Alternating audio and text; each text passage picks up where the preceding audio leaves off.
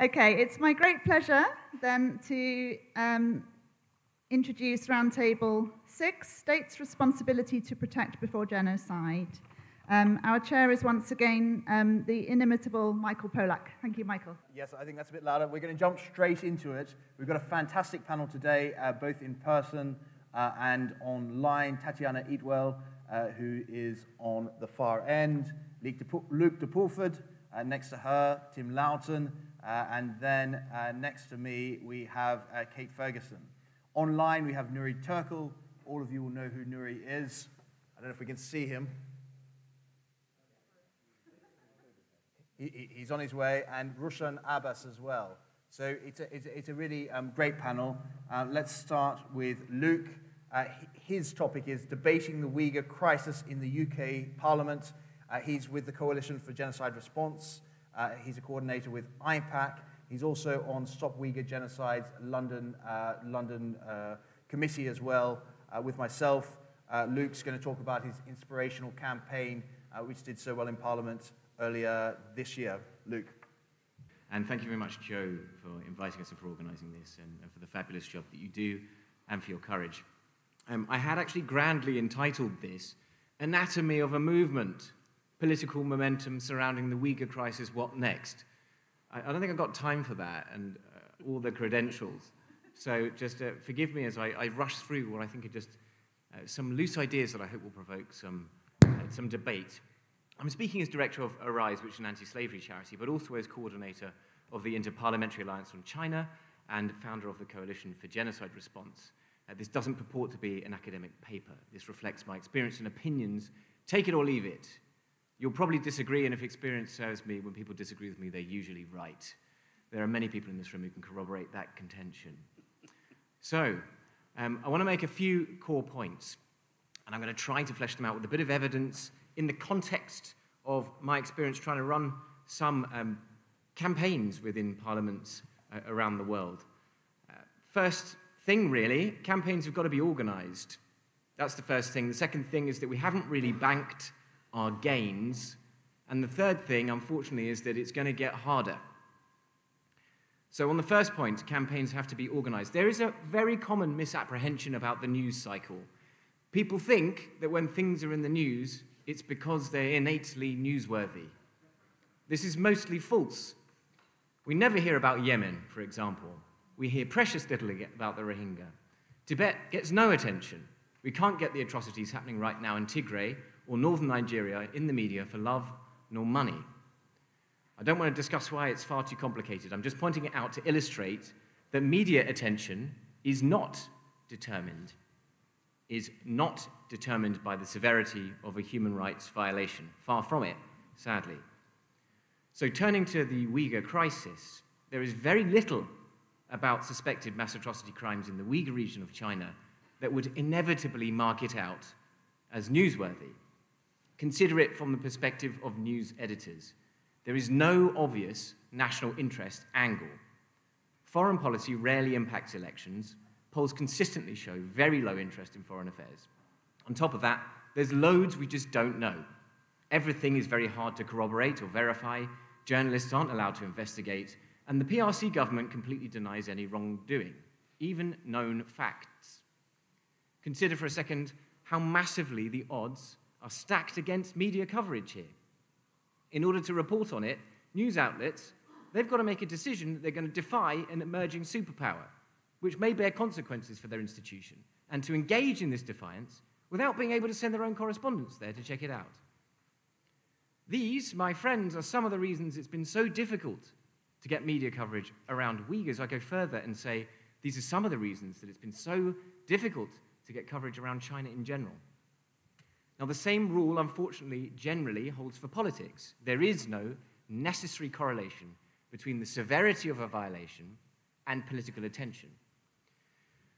Consider, for example, the Srebrenica genocide. Hansard, the official parliamentary record, returns 4 debate titles when you search Srebrenica, and 550 references over 30 years. The Cambodian genocide, 3 debate titles, 18 references. The Uyghur crisis, this is before June 2020, 1 debate, and that wasn't on the floor of the House of Commons. But since June 2020. No fewer than 5 debate titles, 363 references, and that doesn't even include debates on the motions recognizing this genocide and proposing a diplomatic boycott of the 2022 Olympics, led respectively by the 2 members of parliament who've been in this very room today. In summary, there is now a lot of parliamentary attention, so much, in fact, that some PRC-friendly politicians in Westminster have decried it as disproportionate. But as we know, the crackdown, the subject matter for much of the media and political attention began in 2017. Why did it take 3 years before any attention, before due attention was paid? What explains this change? This is getting to my point. It, in a word, was organization, fueled by a self-reinforcing cycle between media, researchers, and politicians. That includes NGOs as well in the researchers' camp, so don't feel excluded, please, guys. Here's what I mean. When things are in the news, it's easier to get political attention, and in some ways, it's no exaggeration to say that political attention is dependent upon the media. Without it, for example, it is impossible to secure an urgent question in the UK Parliament. So media feeds the politicians. Researchers and academics feed the media. When academics and researchers have produced robust and credible work, it can provide a hook for coverage, in addition to helping them compensate for some of the editorial problems we spoke about earlier, like the fact that traditional methods of journalism are just hard in China. And the media and politicians both feed the academics, not least by helping researchers tick various impact boxes when it comes to applying for funding, but also by offering broad relevance and topicality to their work and their affiliated institutions. And when politicians raise things, it also adds a political angle for the media, and so on and so on. So when it works well, everyone is feeding everyone, and we've seen a lot of this pattern over the past year. One example in microcosm, Adrian Zenz, who's here with us today, when he produced his work on forced sterilization, it fed the Associated Press, who broke the story, which led to concerted organized action in 5 legislatures of the Interparliamentary Alliance on China, including an urgent question from Ian Duncan Smith, the first debate on Uyghurs on the floor of the House of Commons. Pressure on governments was increased, awareness was raised, and everyone kind of got fed. But it had to be organized. Another very brief example, the now famous Andrew Marr interview with former Ambassador Liu Xiaoming. That didn't just happen. The video itself was at least a year old. It was not news. Marr didn't just raise it because he thought it was a good idea. He was told to raise it. Politicians told him to raise it, and he did raise it, but none of us could have known that it would turn into the interview that it did.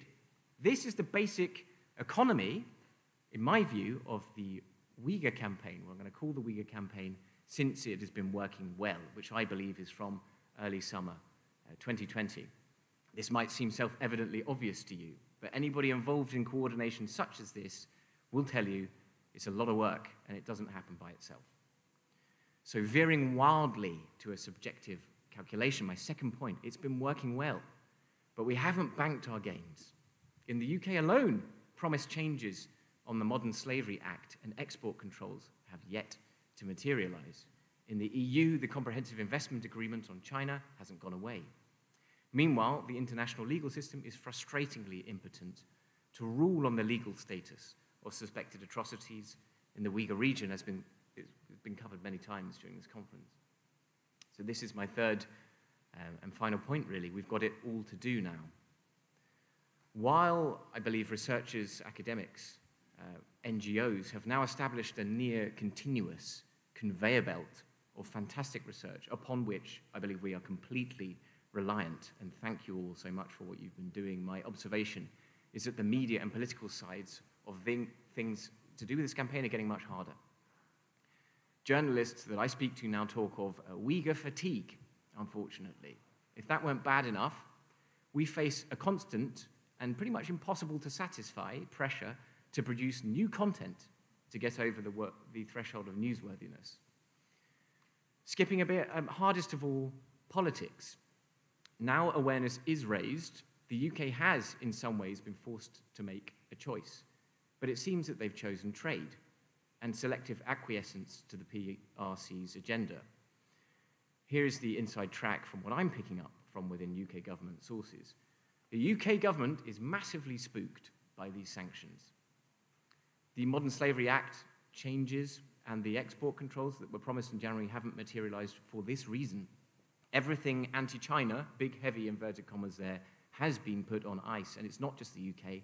I hear that the EU Commission is similarly spooked. Back in the UK, we've got an indication of what the UK's decided. Minister Lord Grimstone said, and I quote, "China is an important trading partner for the UK, and we're looking to increase bilateral trade." I'm also hearing that Number 10 has appointed somebody I'm going to call a golden era throwback evangelist to shut up anti-China cabinet ministers, all the while insisting that we won't compromise on our values. As Winston Churchill said in 1948, the English never draw a line without blurring it. So what does this tell us? This tells us we've got it all to do. We're only at the beginning. We can't keep marching our MPs up to the top of the hill on this, to risk their careers and to suffer all kinds of threats from the whips. We need to help them. We need to feed them. The UK wants positive trade with China, and it's willing to suffer embarrassment on human rights in order to get it. So finally, what do? In my opinion, we have one option for keeping the Uyghur issue on the agenda. We have to make standing up for Uyghurs the path of least resistance for our governments. Of least resistance. We've got to make it easier for them to do that than to continue down the line that they are. This is a Herculean task, but we've shown that it's possible. I think that together this campaign has moved mountains on this issue. And there are many ways to do it, but I think that the various campaign successes have shown that the world really won't stand up to the CCP until it sees the CCP. And we tend to see the true face of the party when we force them to react. For example, the determined campaigning in the EU, which led to China's counter-sanctions on EU MPs, which really ended up putting the Comprehensive Investment Agreement in the freezer, although, as I've said, not killing it. Which is another way of saying we have to create massive political headaches to secure any concerted action in 2022. So let's continue to feed one another. Researchers keep digging. Parliamentarians, please stand firm. Journalists, hang in there, and let's recommit ourselves today to redoubling our efforts in honor of Uyghurs and others still suffering, because we really won't win until we do. Thank you.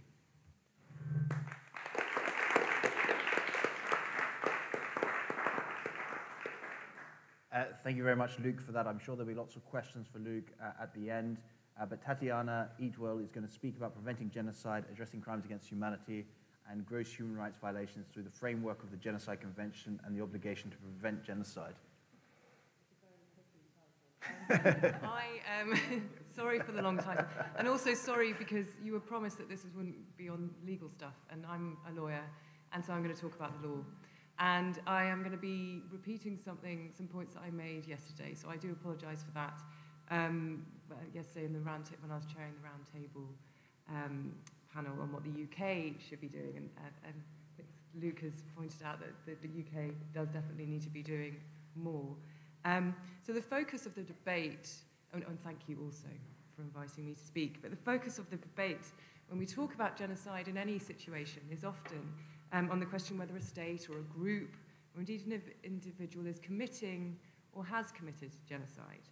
And this question is important, yet this question can only be properly addressed if genocide is underway or if it has been committed. And I think this question should not be discussed at the expense of the question of whether there is a serious risk that genocide will be committed. And I think one of the most important, actually the most important obligation in the Genocide Convention, which is central and fundamental to the Convention, is the standalone obligation on all state parties to that convention to prevent genocide. So what is this obligation to prevent genocide? What does it mean? Because there does seem to be a level of misunderstanding in the public sphere and in our own government, and from our own Foreign Secretary at times, and our Prime Minister we heard yesterday, as to what exactly that obligation is. So a state's obligation to take measures to prevent genocide is triggered the instant the state learns, or should have learned, of a serious risk that genocide will be committed. So the question we want to put to our government, if we want our government to act and take measures, is not whether do you think genocide is happening, but do you think there is a serious risk that genocide will happen? And the obligation is a due diligence obligation. So the obligation is upon the government of a state, or any state party to the convention, to conduct due diligence, to have an atrocity prevention strategy so that it can identify when there is a serious risk that genocide will be committed. Now, as we look at the UN framework analysis on atrocity crimes, the existence of past or present serious discriminatory, segregational, restrictive or exclusionary practices, policies or legislation against protected groups, and or widespread or systematic discriminatory or targeted practices or violence against the lives, freedom or physical and moral integrity of a protected group are risk factors specific to genocide. They don't necessarily constitute genocide, but they are risk factors. So at the very least, where there is an evidence base that such policies or practices are being carried out against a protected group, I would say that that is foreseeable that there is a serious risk that genocide will be committed. And therefore, state parties to the Genocide Convention have an obligation to take measures to address those discriminatory practices. And it's already well recognized that such acts and practices and policies will often precede genocide and generate conditions of living that are conducive to the commission of genocide. And in the case of the Uyghur, Human Rights Watch reported the systematic repression of religion in Xinjiang as a matter of considered state policy in 2005. Yet it's only in 2021 that some states are directing their minds as to whether the treatment of the Uyghur constitutes genocide, and if so, what measures should be taken. The question's completely wrong. It should be, is there a serious risk that there is genocide, and what measures should be taken? And as Luke just said, it was only before June 2020, there was only one debate in our parliament on the issue. Now, the International Court of Justice hasn't detailed what measures should be taken by states to prevent genocide, only that states that have the capacity to influence effectively the actions of persons likely to commit or who are already committing genocide must act within the limits permitted by international law. This, within the limits permitted by international law, rules out unlawful military intervention. However, and the ICJ, the International Court of Justice, has acknowledged that a state's capacity to influence will vary greatly according to its geographical distance, its economic influence, its military power, all these different factors. And what I want to look at is actually whether the capacity to influence idea also touches upon the state's ability to hold another state legally accountable in interstate disputes under other conventions. But before I go to that, importantly, the ICJ has said that the question whether a measure reasonably available to a state would have been sufficient to prevent genocide is irrelevant to the question whether or not the state is in breach of its obligation to prevent. The state doesn't have to succeed, it has to try. Moreover, the state must employ all means reasonably available to it, even means that in the particular circumstances may not ultimately be effective. So you have to try, even if you think that acting alone, it might be futile. According to the ICJ, the possibility remains that the combined efforts of several states, each complying with its obligation to prevent, might have achieved the result, averting the commission of genocide, which the efforts of any one state were insufficient to produce. So the convention, the ICJ, envisages states acting alone and together, collectively. And it's this collective action is where these measures, no matter how big or small, can be effective. And states working together have a capacity to influence the situation. Now, with respect to the measures, I've said the ICJ hasn't identified what measures should be taken. And we've heard that there are a number of measures that can be taken, legal or non-legal. And it's a combination of all measures. But I'm focusing on the legal. I recognize, and I agree with Professor Packer, that law and institution of proceedings is not the silver bullet, is not the only answer.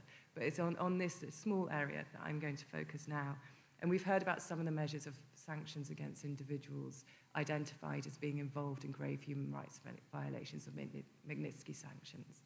I would say it's arguable that where there is a legal remedy, a dispute mechanism available for a state under an international human rights convention that is applicable to the situation, in this case, the Convention on the Elimination of Racial Discrimination in all its forms, then the state, well, I would say there's an argument that the state is under an obligation, through the obligation to prevent genocide, to take that legal avenue, to raise that dispute. Now, that may be quite controversial. Ordinarily, states have the discretion as to whether or not to enter into dispute. But if they're under an obligation to take all available measures, then they're under an obligation to take legal action where their state party to this other convention is not complying with its obligations. And finally, there is, perhaps as a measure of last resort, the possibility in certain situations of institution proceedings in the International Court of Justice. This is not available in the case of China, as China has made a reservation to the Genocide Convention and recognizing the jurisdiction of the International Court of Justice.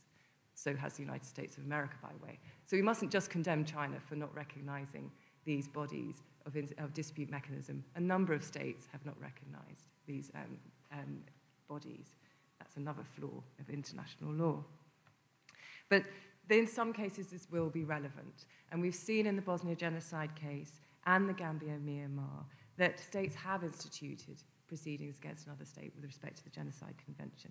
And once a state has instituted proceedings, the applicant state may apply for the indication of provisional measures, requiring the respondent state to immediately take all available measures to prevent acts of genocide being committed.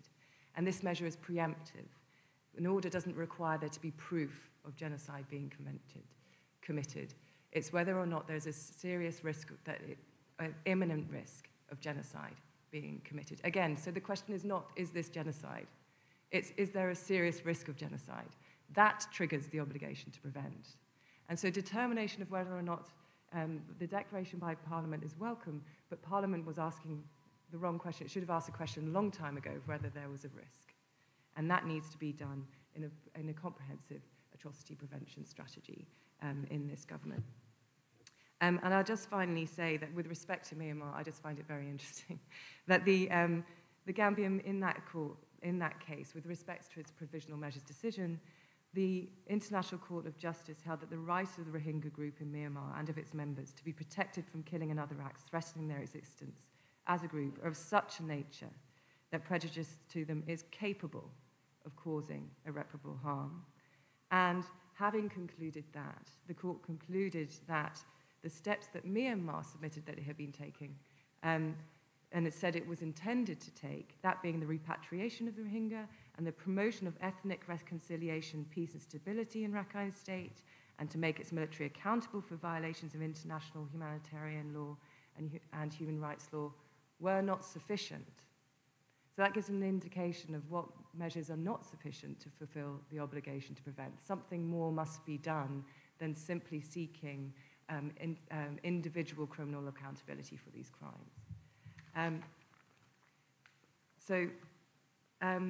It would seem that the whole architecture of the Genocide Convention is designed in order to require individual state parties to take measures to prevent and to address human rights violations and crimes against humanity, human rights violations that may be short of the definition of genocide as part of the obligation to prevent genocide. And it's the very architecture of the convention that promotes this requirement that states must be doing something more proactive to address these human rights violations that may lead to genocide.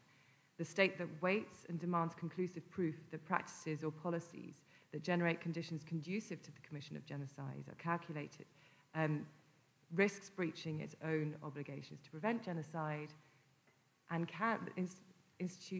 other states can institute proceedings against that state for its failure to comply with its obligation to prevent. So states should not be complacent or hesitate from taking measures to prevent conduct amounting to mere violations of fundamental human rights from escalating to possible genocide. And fundamentally, it's only by preempting the commission of genocide and thus seeking to prevent its commission altogether that protected groups can be protected from practices and policies that will unchecked, lead to the destruction of that group in whole or in part. Thank you very much, Tatyana.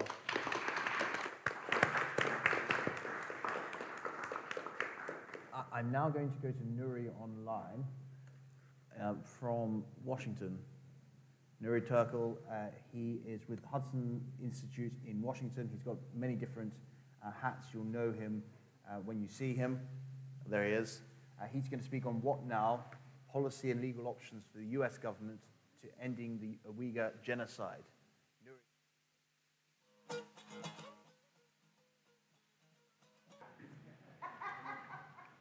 I'm not sure, for the time being, we might move to Tim LOUGHTON MP. Tim was one of the very brave rebels who stood up against his own government on the Genocide Convention. We should acknowledge how brave that is and foolhardy from a kind of work perspective. So I think we need to acknowledge that, because I think we often ask MPs to stand up against their governments, but we don't really look at how that could actually affect their working lives as well. So Tim, thank you very much for that. I think what's even braver is having to make a speech with a musical accompaniment about to come on at any time. But I think what's also really challenging about this gig, I mean, no doubt, speaking on the last panel of a 3-day conference, when a wealth of experts have covered just about every angle, I feel very much like Elizabeth Taylor's 6th husband.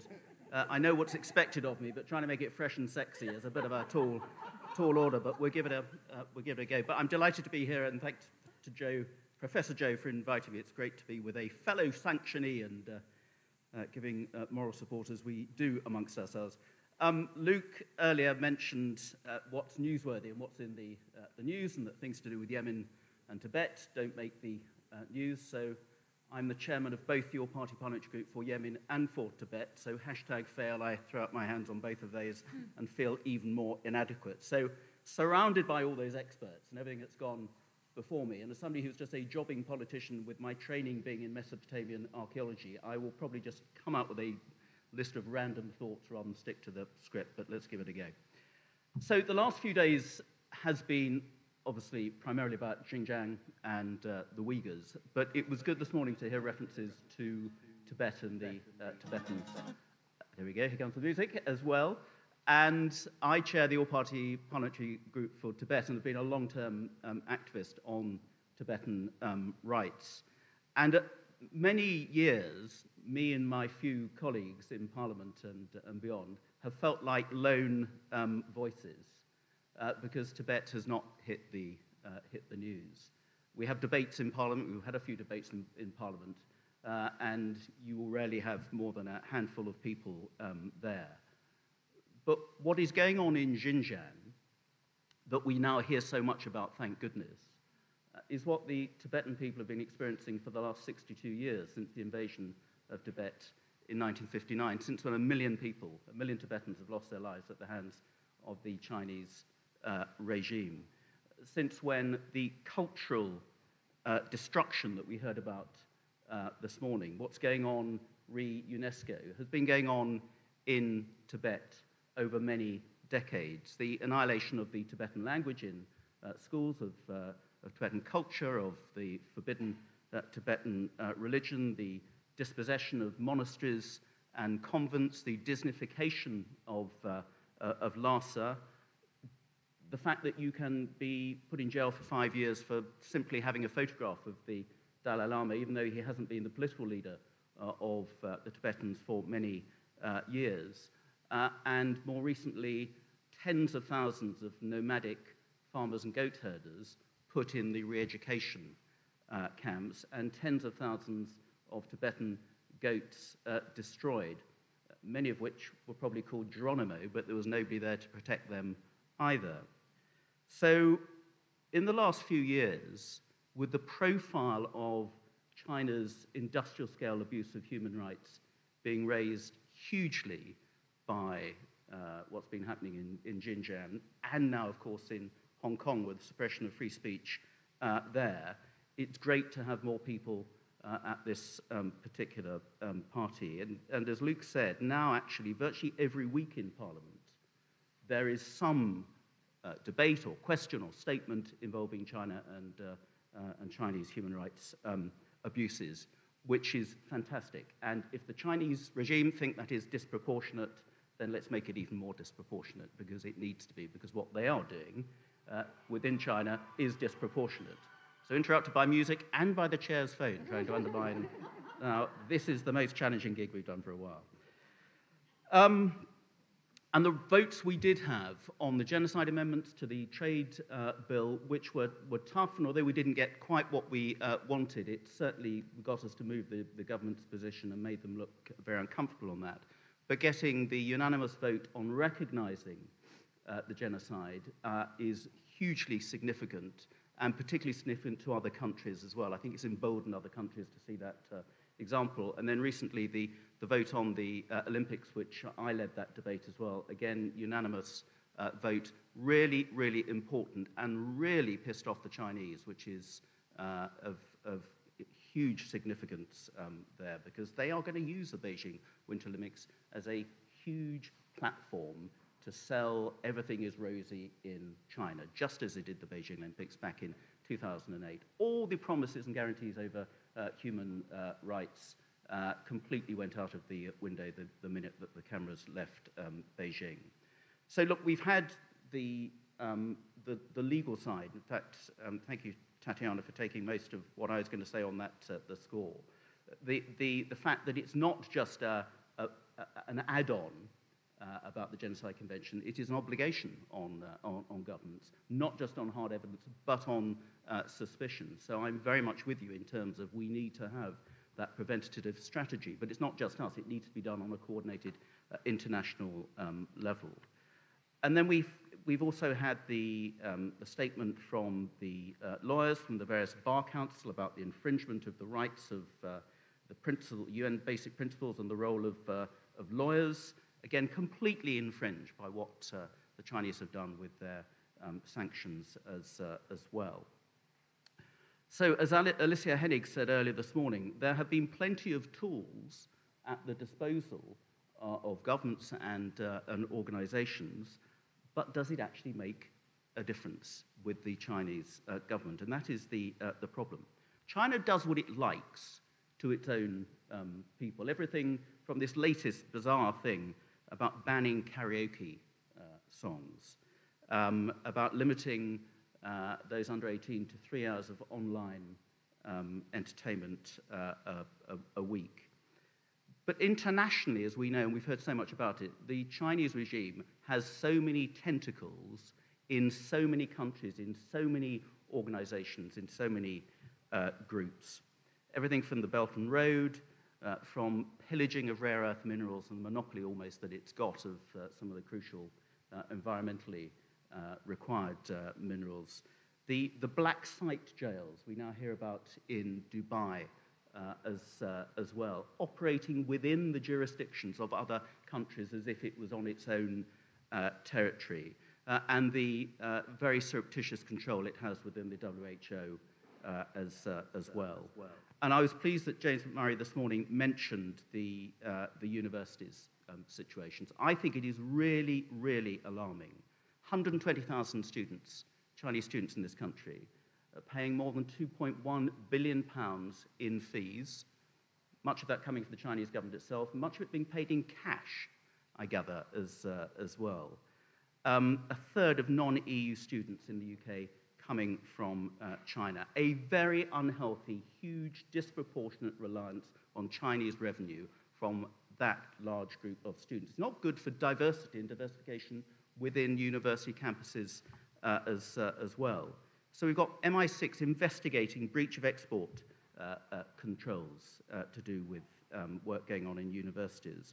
We've got a London college in a collaborative partnership with China's Northwestern Polytechnic University, which specializes in military technology. We've got 14 out of 24 top universities in the UK having ties with Chinese weapons conglomerates and military-linked research centers.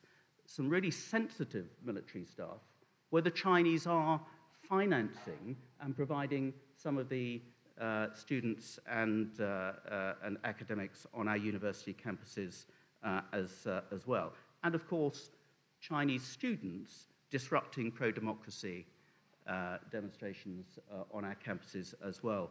So the Chinese regime has its tentacles in British boardrooms, in British schools, in British campuses, and has been buying influence under the radar for many, many years. So what we need, and this is what we've called for, is a full-scale national audit of everything that the Chinese regime has got its claws into in this country and in other Western democracies as well, to lay bare the full extent of exactly the influence that the Chinese government is able to bring to bear.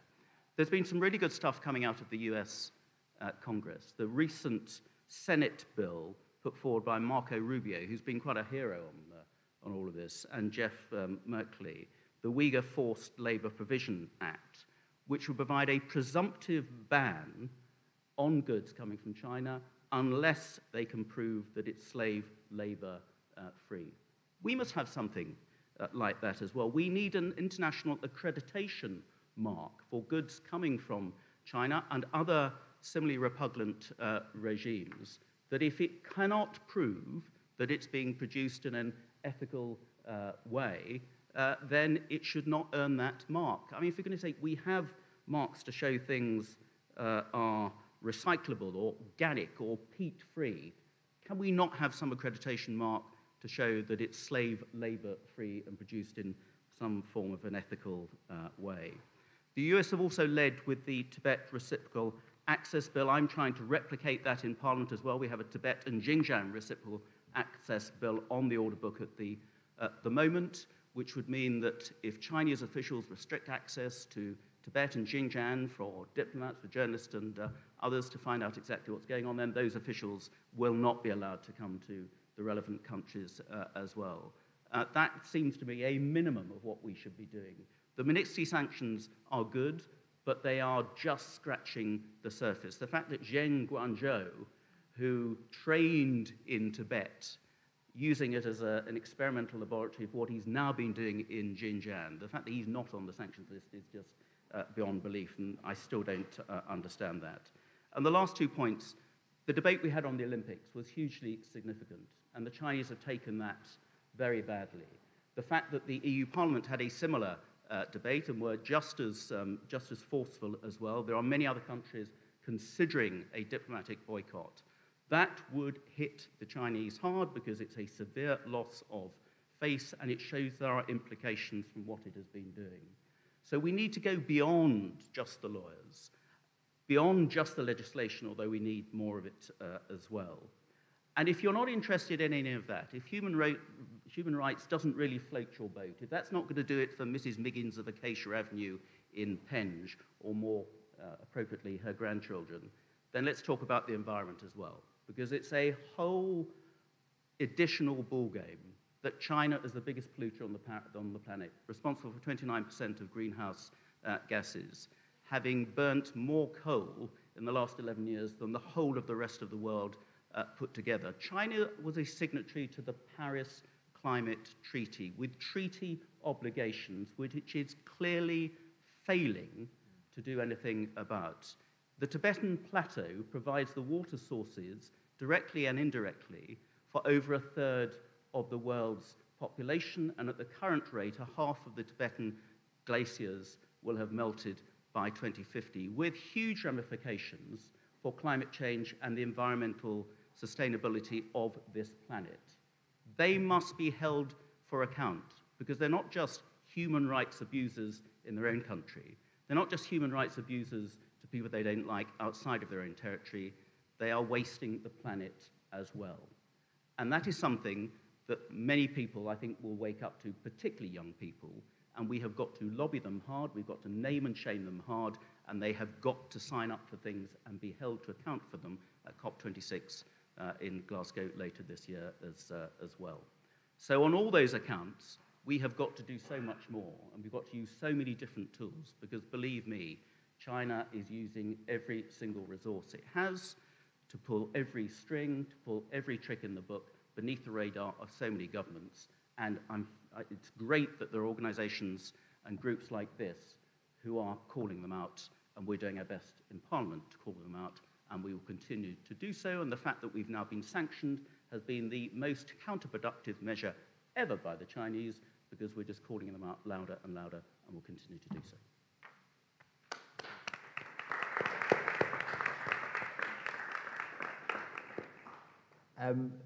Fantastic talk about what's happening in the UK. We're going to go across to the States and hear from Nury TURKEL.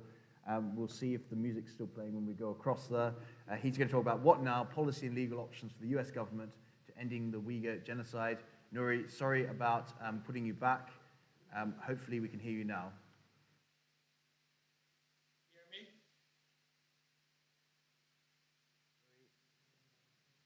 Can you hear me now? Nury, we can, thank you. Oh, great.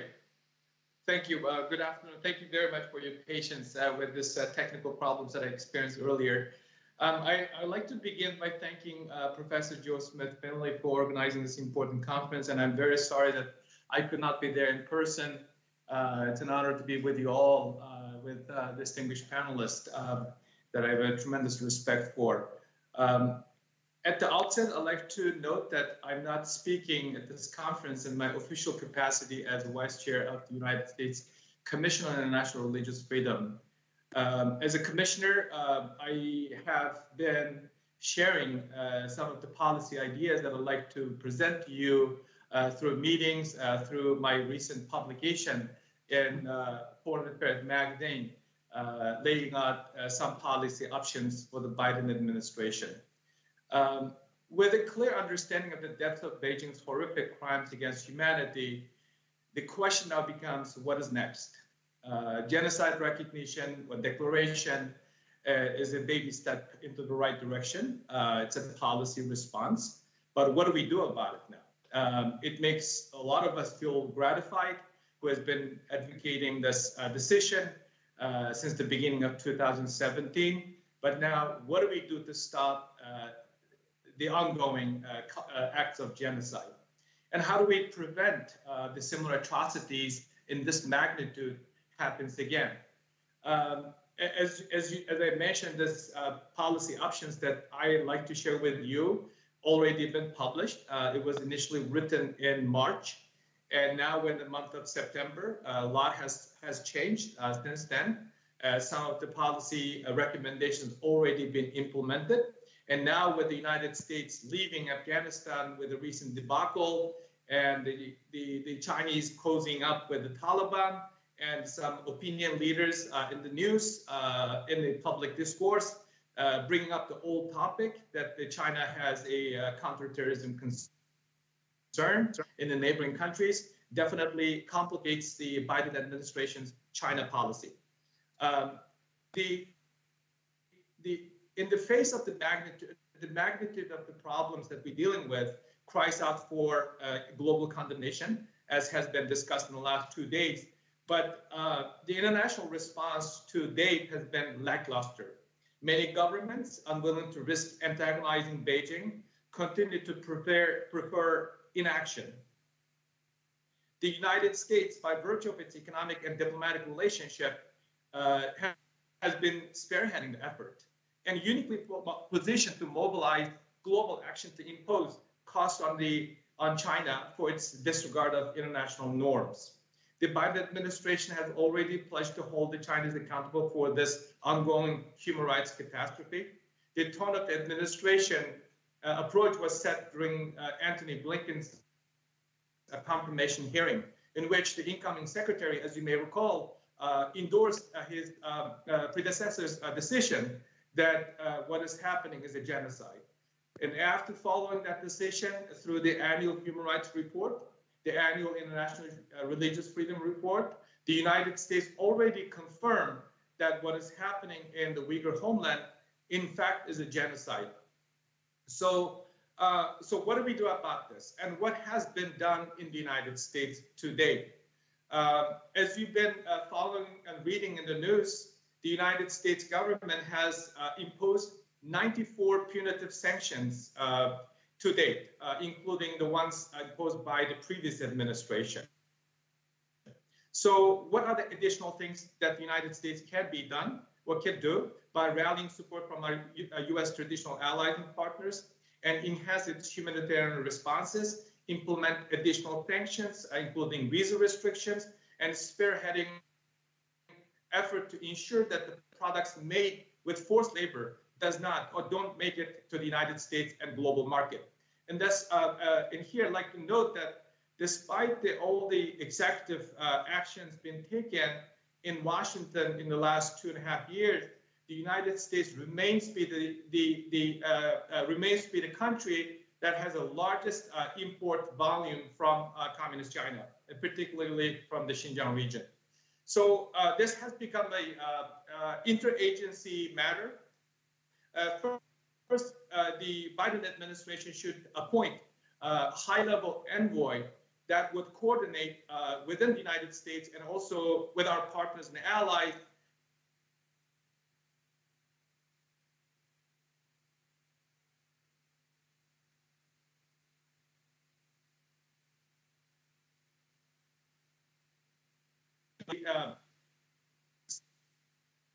the administration took the matter to G7 in June, and also through the engagement with the EU, engagement with the NATO partners, the United States already engaging actively on these issues. And also in July, the Biden administration updated the business advisory that was initially issued in 2020, sending alarms to the business communities that they have a reputational investment and various types of, and also legal risks if they continue to act the way that they have been. I have been in communication with the business communities. I have briefed them, I have met with them, and I have been recently engaging with the folks who work on the green technology. I can sense that they are very concerned, but we have not seen their behaviors changing any way that may help us to address the ongoing crisis.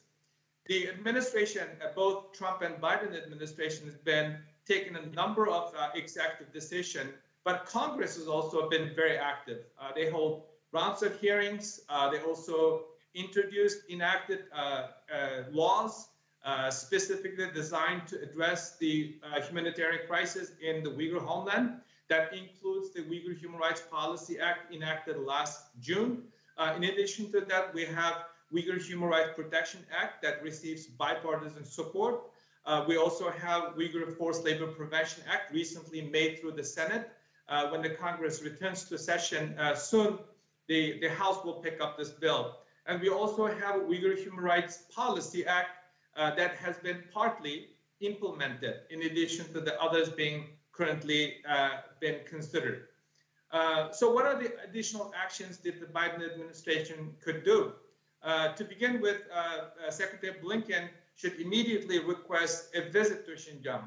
This move would hold both symbolic and strategic importance.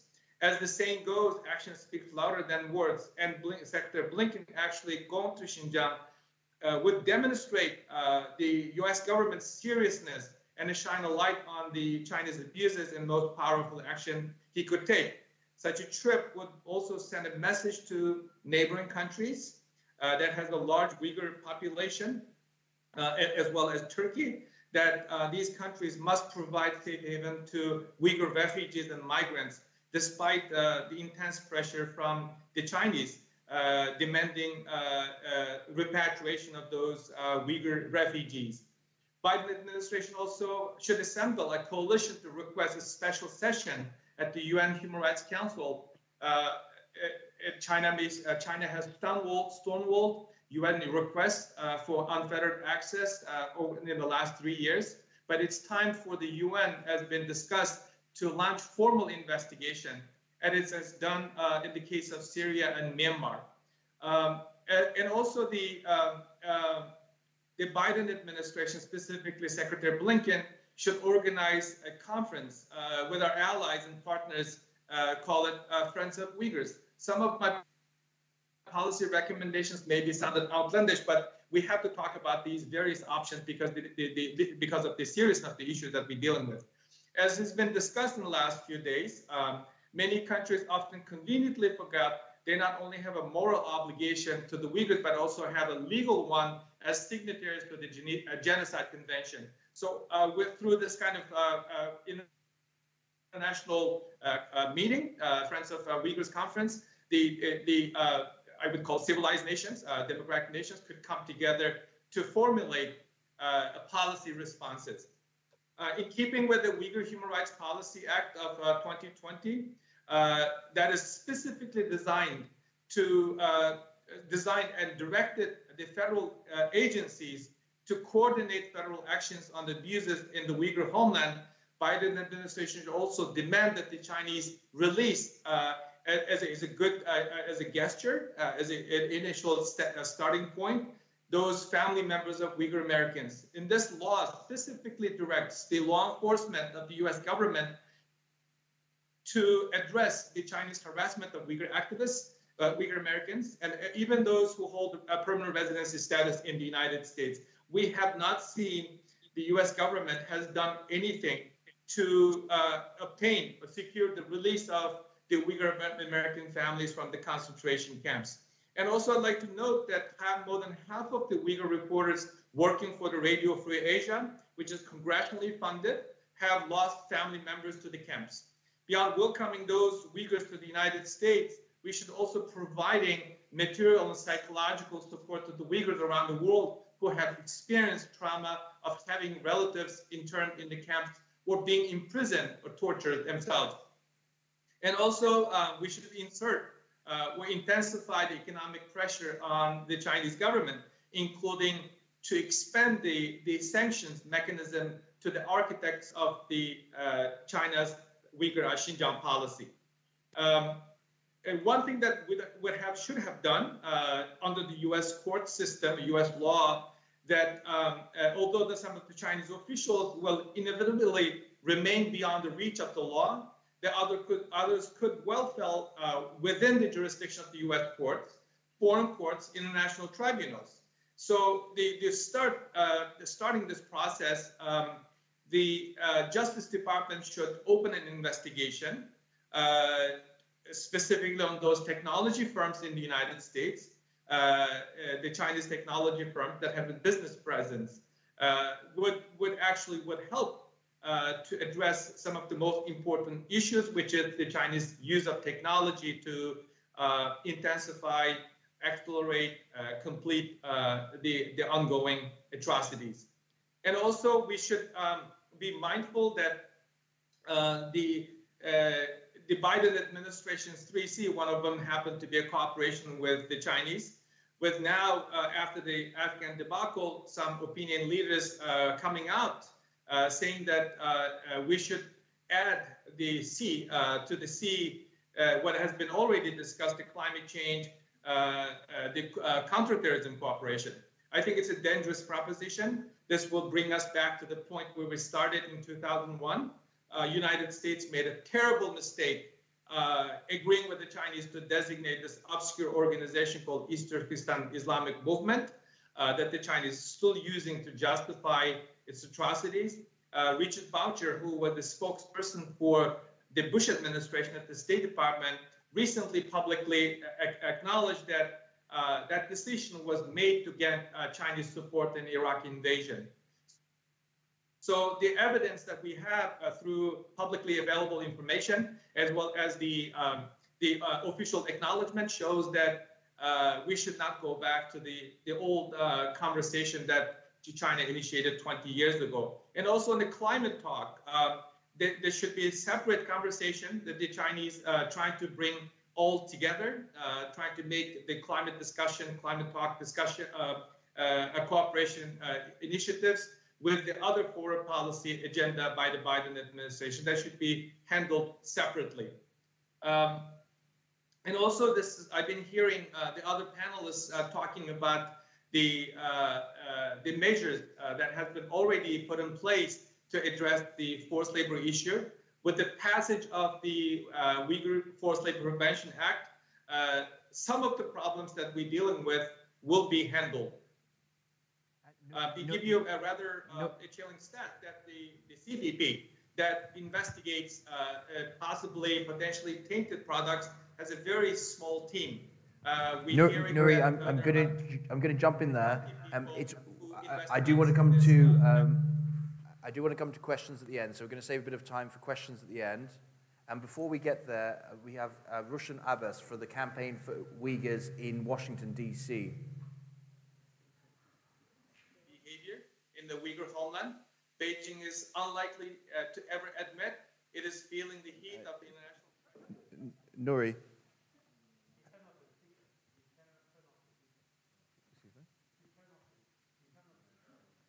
He can't hear us. Okay.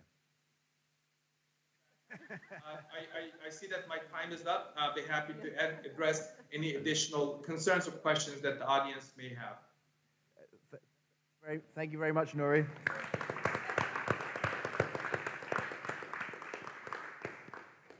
We have Rushan ABBAS for the Campaign for Uyghurs in Washington, D.C.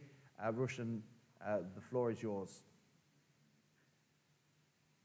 Panel for this wonderful conference, and a million thanks to dear friend Dr. Joe Smith's family for inviting me to give my perspective as an Uyghur activist. To begin, I feel compelled to recall that there has not been an occasion of preemptive genocide determination. In every instance of genocide in recent history, we are reminded of how the international community has been late to act. We are already looking at the later stages of the destruction of Uyghur culture and the loss of Uyghurs' very lives. The people are perishing. The concentration camps have crematoriums built nearby for a culture that doesn't practice cremation. This is a genocide, and in spite of the Chinese regime's best efforts, it's being carried out before the eyes of the world. We have the information to hold the Chinese regime accountable. Yet, because of China's position, many so-called leaders maintain that their hands are tied.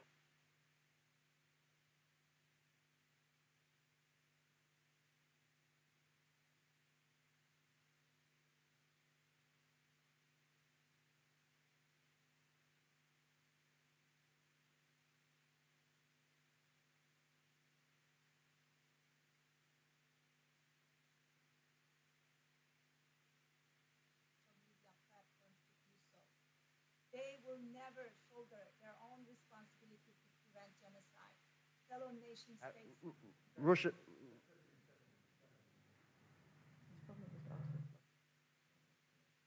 Yeah, they're fine.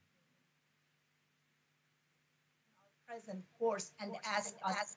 Rushan, we lost you there for a moment in the room. I think people online could hear you. I don't know if you just want to recap from where you were about a minute ago. That's publicly defending genocidal actors, even social media platforms to do so. They will never shoulder their own responsibility to prevent genocide. Fellow nation states in the world must recognize that this is not just China's strategy. It is all of ours. It will be our children's when they examine our present course and they ask us what we did to stop this.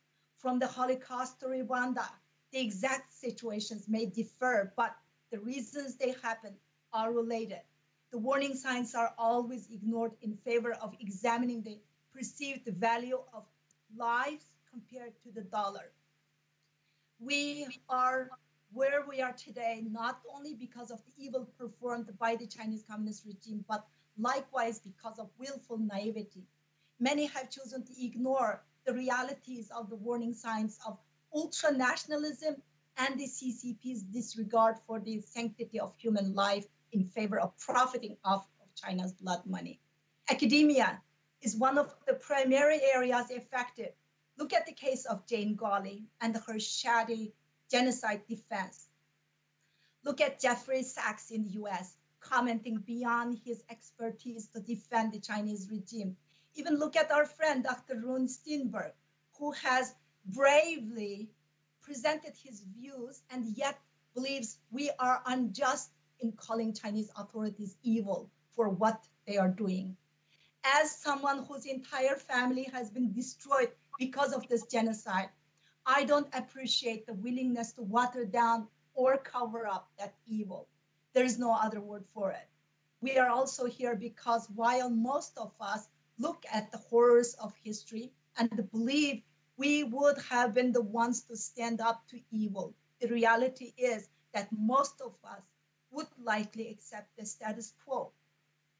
Perhaps we aren't pulling the trigger, but we are accepting the reality in which perpetrators commit genocidal crimes with impunity because of apathy, timidity, or distraction. I am speaking to you all as someone who's not analyzing the situation as an expert or as a scholar or legal expert. I believe that respected scholars who are here today have done an excellent job of that. I am speaking as an Uyghur, as a sister, as a daughter-in-law who is directly affected by the failure of international community to prevent this genocide. In order to speak effectively on the responsibility to protect, we must examine our own failures as well. Just last week, we received the word that our deputy director at Campaign for Uyghurs has lost her younger brother, Ömercan Metsedep, in the concentration camp. He was only in his 30s and previously healthy. My own sister, Dr. Rushan ABBAS, has been abducted by the Chinese regime because I spoke out, condemned their crimes against Uyghurs. A week from today will mark 3 years since her disappearance. Each night, I lay awake wondering where she is, how's her health, and what she's eating, if she's alive. And I also ponder asking myself, what more can I do for her? What more can I do for the Uyghurs? What more can I do to awaken the conscience of the world? What more can I do to make the freedom-loving people of the free Western democratic countries to understand that they are already losing their freedom and jeopardizing their own future when they are so intimidated by the CCP? While so many people continue to treat genocide as something to analyze as an intellectual exercise, Uyghurs are dying. These stories are not making the news, but they are increasingly common experience for Uyghur families. While I desire disengagement with this genocidal regime, I do not advocate for isolationism because I still believe in the concept of democratic leadership. We in the West also have the responsibility to address what's very clearly also our own issue because of economic ties with this vicious regime. We live in a free world that's already tightly interconnected, and the isolationism is not an option. Issues like that of the Uyghur genocide are very much the responsibility of the Western countries to address and to prevent because of the ways in which we profit off of them. For this reason, the idea of a League of Democracies is a very valuable one. Shared value countries must prevent such crimes against humanity together. We should also recognize that the executors of atrocity crimes do not accept the intervention of authority of the international community and should be prepared to respond accordingly. Because of the pluralistic nature of many of our own Western societies, we find that it's difficult to respond in the face of our authority threats. One of the major obstacles is that citizens of our own nations may not understand these threats adequately enough to demand a response from their own leaders. As such, civic society education remains a vital piece in creating the accountability for states to shoulder their responsibilities. In his message, Secretary General of UN Guterres recently highlighted that the imperative to prevent genocide is foundational to United Nations. And yet, he still refuses to make any significant remarks on the genocide and crimes against being boldly carried out, crimes against humanity that being boldly carried out by the CCP. Again, pluralism, which allows a criminal an equal seat at the table, effectively allowing a criminal to judge his own trial, renders many of our international bodies largely inactive. It's time to stop preventing that. There were no opportune moments in which this could have been stopped.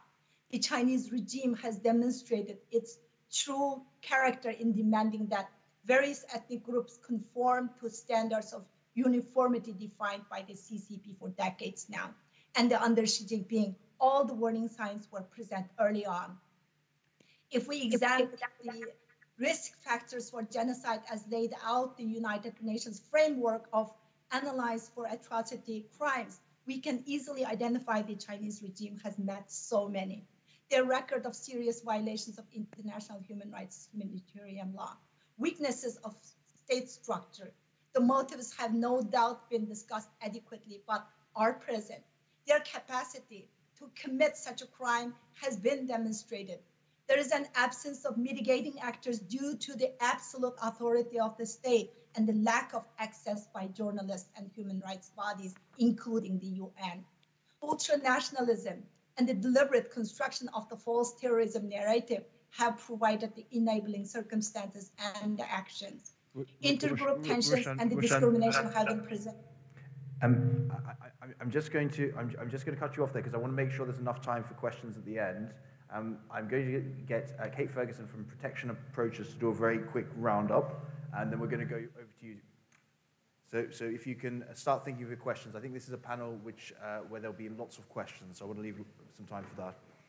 Thank you so much. I won't attempt to respond or summarize to those fantastic presentations.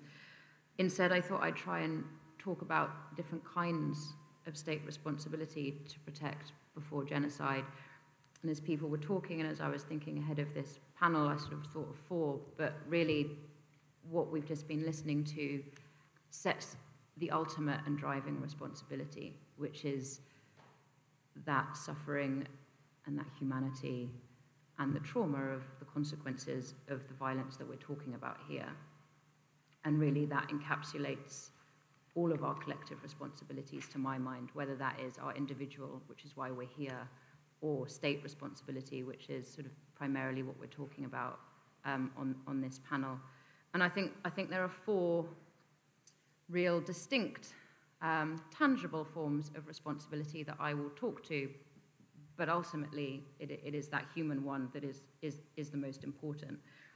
The first is what Tatyana spoke about, which is the obligation to prevent genocide set out in the convention. And that if you have signed and ratified that convention, that is a legal obligation, and I don't think I need to add more to that, but it's a really important first string to our bow. The second is a normative responsibility, which is the responsibility to protect populations from mass atrocity crimes, which is a UN principle that was universally adopted by every single member state of the United Nations in 2005. Now, we haven't heard very much about R2P over the last few days, but this is a really important tool and concept and idea that underpins contemporary human rights in much of sort of state implementation and the United Nations. And R2P is really three pillars. It is the responsibility to protect populations from mass atrocity crimes within your own borders. It is the responsibility of states to assist other states to protect populations from mass atrocity crimes. And the third concurrent pillar, because they're not sequential, they run at the same time, is state responsibility, a collective one, to step in and protect populations in foreign states when their own state is unable or unwilling to do so. Now, how and when you can do that, of course, is a big discussion, but this is a very important normative framework and principle that the UK, from where we're speaking to today, considers itself a champion. The third component, or sort of string to state responsibility to protect before genocide occurs, is national interest. Now, I'll push back very lightly on something that Luke said, which was that there is sometimes an assumption that the British public are not interested in foreign policy. And generally, I do agree. But actually, if you look at public polling and social attitude surveys, and we at Protection Approaches have carried out some, YouGov and Ipsos Mori and other social attitude surveyors do this sort of periodically in the UK and elsewhere. you always find that there is overwhelming support among the British public for the UK to be doing more to prevent crimes against humanity and genocide, to be doing more to address root causes of conflict and instability and violence, and the belief that Britain should be acting as a force for good in the world. There's also a sense, and this is more of a generational divide, because it tends to be those that are under 45, are having sort of a new understanding of internationalism. If you ask people about their own identities in the UK, they are more likely to consider themselves to have some sort of international identity that doesn't dilute their sense of national identity than those that are older. And I do think that that signifies a shift of how we're interacting with one another in an increasingly globalized and connected world. But it's also about self-interest in terms of world stability, human security. Mass atrocity crimes, far from sort of, the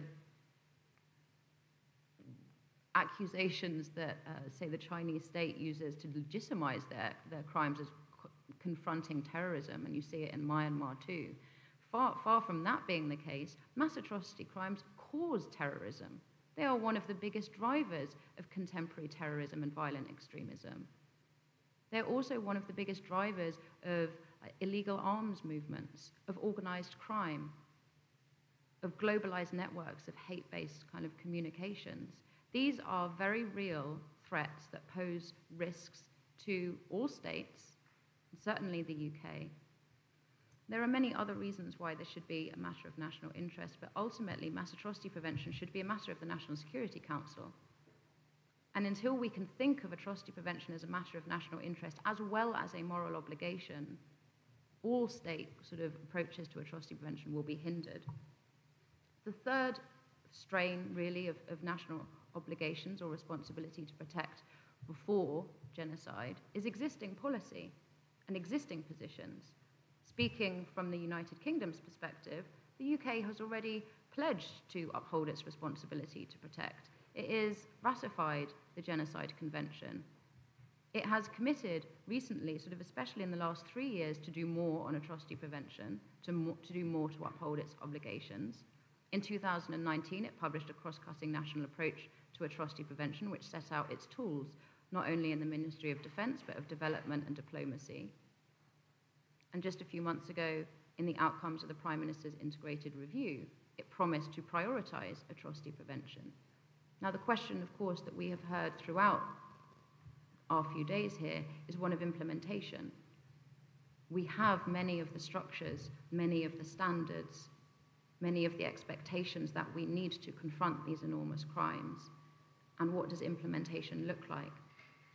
One side of that is absolutely everything that Luke was talking about, which is the power of campaigning and of organising and of mobilising efforts in a way that is joined up and that pushes in an effective manner.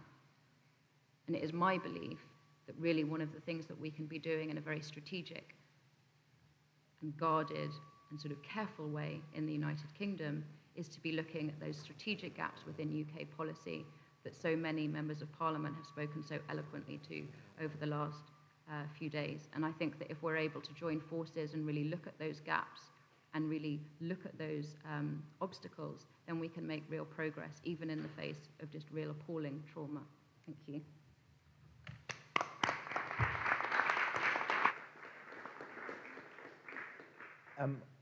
I'm not going to say much. I think we should jump straight into question and answers because we've got experts from the United States and from this country as well. So please ask any questions you've been holding on to for the conference so far, and we will try to answer them for you.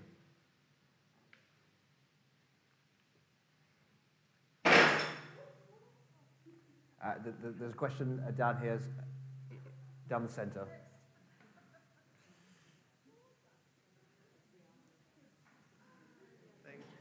Thank you very much. I would just like to ask both Nury especially, but also the representatives of the British Parliament that we have here. The moment we put pressure on China, and I can see all of the mechanisms that can be used to put pressure on China, what is the ideal way that this will affect Uyghurs on the ground in Xinjiang. So for instance, what are the sanctions on Xinjiang cotton going to do for Uyghur cotton farmers in the region? But more generally, what will this pressure achieve? What are the next steps that come of it that will benefit the local population in Xinjiang? To that, I also want to say, I do think that the pressure will definitely, and the attention very much benefits the Uyghurs outside of Xinjiang. And I do think that the attention the issue has gotten so far has changed the situation in a positive direction. For instance, that a lot of the camps have been either closed or people have been moved into different types of detention. But I would really like to hear more of a long-term strategy. I also just want to remark very quickly, because I was mentioned by Rushan, and Rushan and I go back quite far. We often have discussions, rarely as public as this one. Just to clear the misunderstanding that because I say that right now I don't see enough evidence to call what is happening in Xinjiang a genocide, does not mean that I don't think that heavy atrocities are being committed against the Uyghur and other minorities in Xinjiang, which I said in my talk. I've written about, I've documented the torture going on in the camps and in prison, and I've written about it, I've talked about it online, just to make that clear. Thank you very much.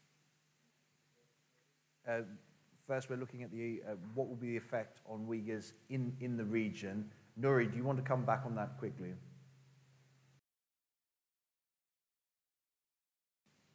Working.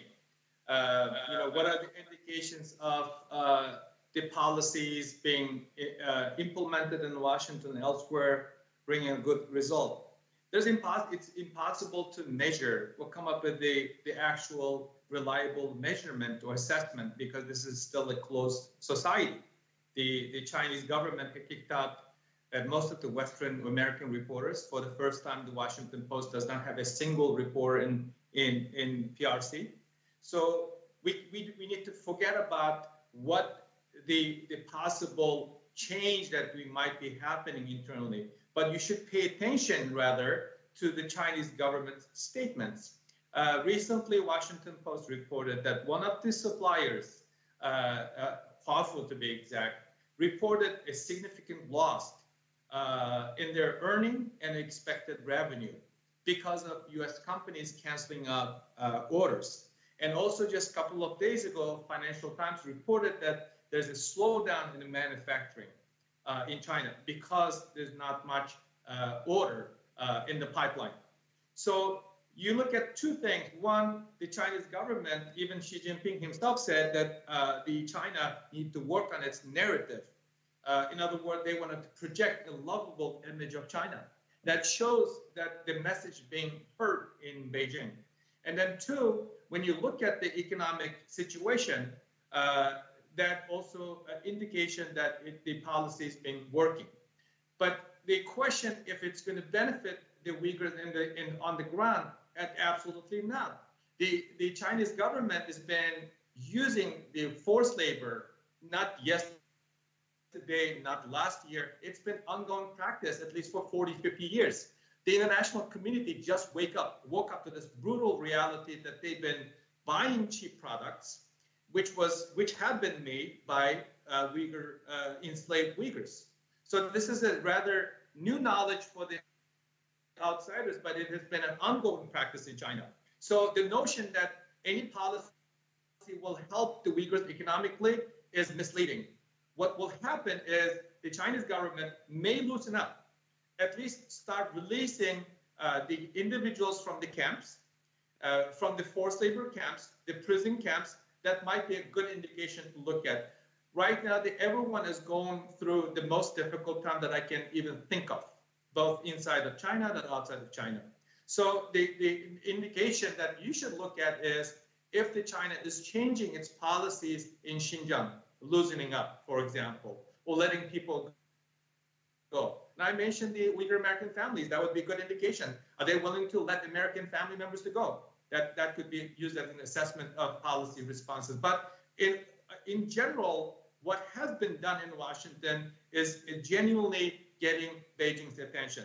And I'm privy to some conversation that I'm not allowed to discuss in here, but the internal deliberation in China, their reaction to the US policies, and also some of the internal documents and public statements shows that they are trying to figure it out. Thank you very much, Nury. Tim, do you want to come back on that?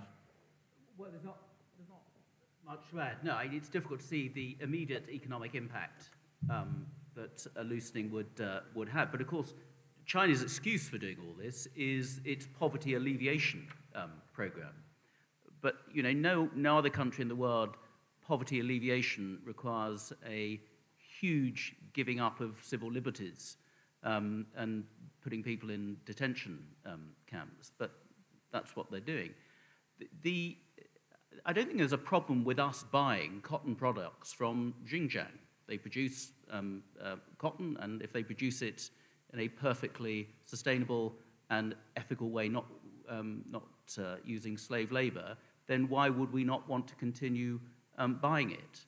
So China is beginning to hurt from some of the sanctions. They can only go on expelling Western brands from Xinjiang who start to take a stand against what's going on and start to explore their supply chains. It's having, as we just heard, an impact on economic growth in China.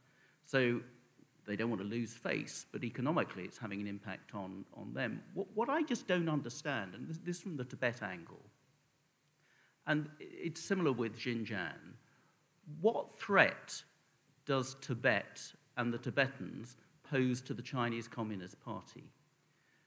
Particularly since the Dalai Lama has given up his political role, and within the Chinese constitution, as we all know, it guarantees the freedom of cultural independence and various religious autonomies.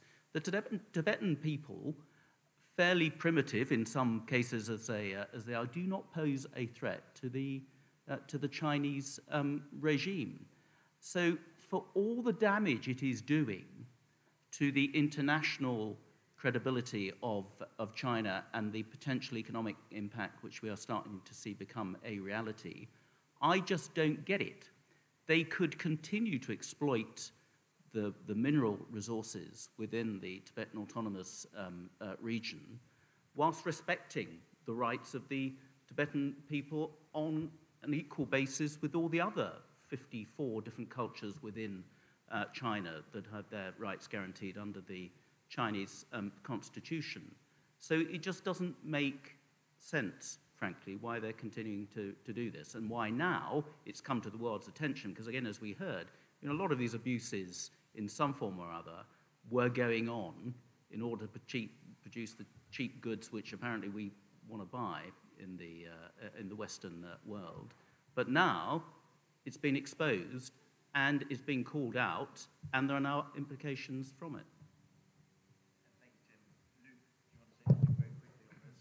Just a very quick comment.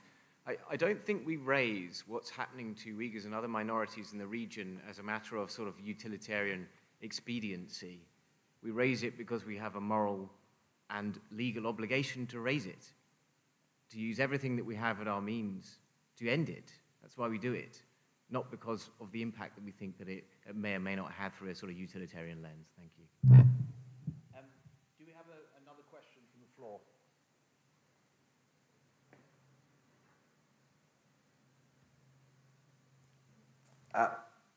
Please.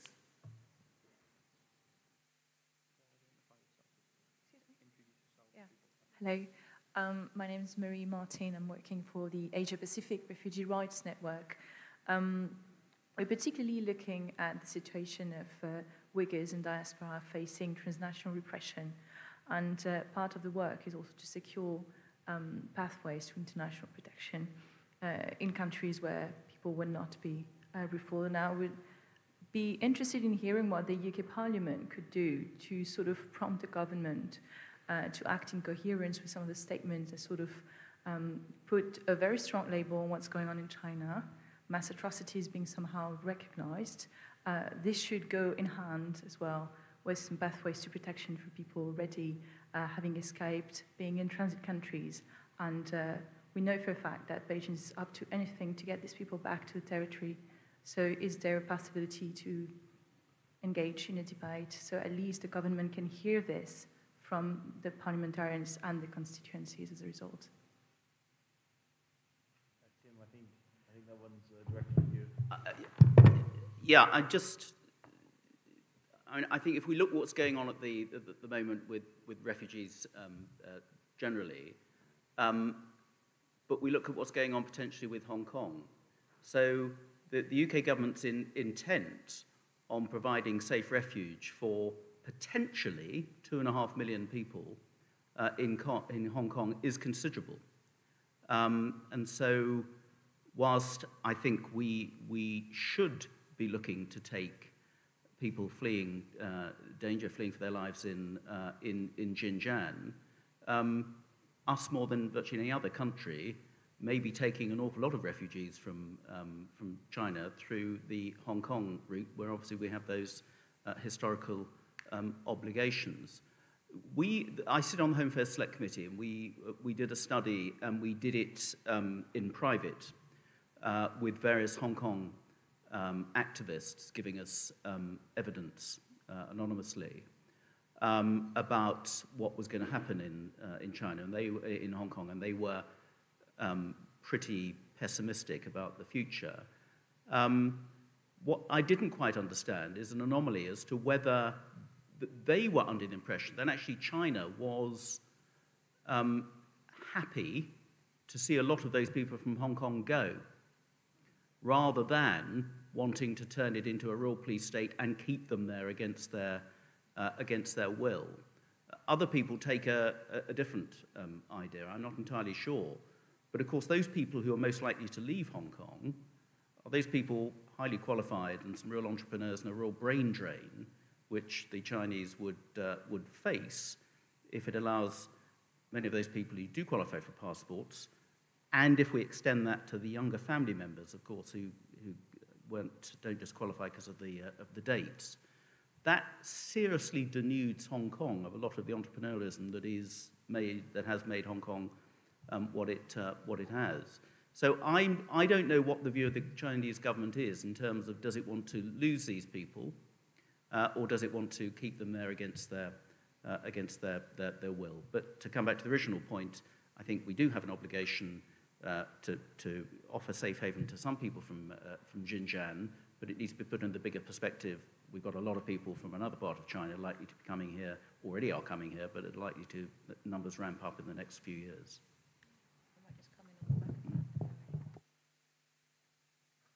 Much for raising that point about pathways to sanctuary from atrocity. And I think that this is a real growing frontier, really, of our obligations, particularly from the state perspective in the face of modern atrocities. And if we think that today the majority of refugees are fleeing either ongoing atrocities or the consequences of atrocities or imminent threat, that really needs to kind of put it in perspective. And there is a distinguishing between situations of mass atrocity and of armed conflict. And as I said yesterday, as the consequences of climate change, and of course climate migrants are not covered by the Refugee Convention, we can expect atrocities to become more frequent, and these challenges of population movements will increase. And so we don't quite yet have a conversation about how to think creatively about how to provide this sanctuary, and the need to think about evacuations and of creative passage, I think, becomes really, really urgent. And it's not just in our minds at the moment because of Xinjiang, but also, of course, because of Afghanistan. And there are still so many populations there who can't get out. And I think that if we're able to really shine a spotlight on these difficult situations of how we can bring together existing obligations but also new challenges, means that we're going to have to look at refugee policy, asylum policy, and migration policy very seriously. And I don't think we can really stand foursquare in the kind of atrocity prevention camp and not do so. Thank you very much, Kate. I'm not sure if there's one final question before we finish up. Nury has his hand up, so can we go to Nury, please? Should do multilaterally, bilaterally, legally, but the one aspect that has been largely missing, I think, in the discussion is that what the states should do on a humanitarian ground. I have not heard somebody saying, either from the UK government or the German government, or even the United States government, to address the Uyghur refugee issues. BBC just recently reported about 2,000 Uyghurs being stuck in Afghanistan. No one seemed to lay out any solution to it. And also there are sizable Uyghur refugee population in Turkey. No Western government opened its doors. Some of them even detaining them. And in the United States, there are hundreds of Uyghur asylum seekers still waiting to be interviewed. So if the diplomatic action, if multilateral action, if the legal action is difficult, why not try a humanitarian action? That is doable. That is within the framework of each country's. We just talked over here, heard about Hong Kong. How come we don't see the similar type of a policy or executive actions to address the Uyghur refugee issues? That, to me, should be some of the most easy things for Western democracies to do. And thank you very much. And thank you very much to my panel.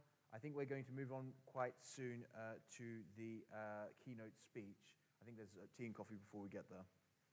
So thank you very much. Well done, Ian. Good job. I'm good.